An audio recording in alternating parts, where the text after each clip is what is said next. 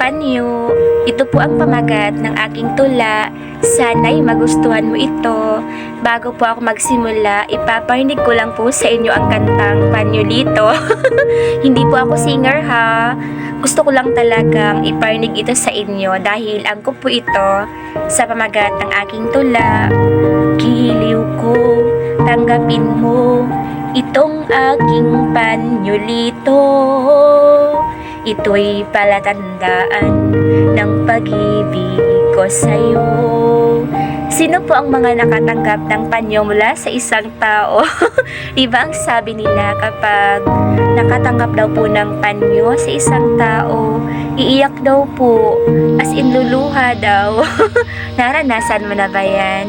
Pakinggan mo ang mensahe ng video kong ito. Ang panyo ay mahalagang gamit ito. Babae o lalaki man ay gumagamit nito. Iba-iba ang kulay at laki nito. Tulad rin ng lifespan ng bawat tao. Anong panyo ang tinutukoy ko? Ikaw, anong nasa isip mo? Para sa akin, ay ang mga taong mahalaga sa ating buhay, tulad na lamang ng ating nanay at tatay. Sa tuwing tayo ay nasasaktan, bawat patak ng luha natin ay kanilang nasisilayan. Saksi ang panyo na kanilang tangan-tangan. Ang tulang ito ay paalala sa lahat. Gawin natin palagi kung ano ang nararapat. Kung minsan iniisip natin, okay lang, ginawa ko naman ang lahat. Subalit, marirealize na lang natin, hindi pa pala sapat. Ang ating sarili at mga mahal sa buhay ay pakaingatan. Tulad ng pag-iingat natin sa panyong ating tangan-tangan. Bagamat minsan, nawawala ito nang hindi natin namamalayan. Sadyang ganyan ang buhay dito sa sanlibutan. Ang pera at mga ari-arian ay napapalitan, subalit ang panyo ng buhay ay iisa lang.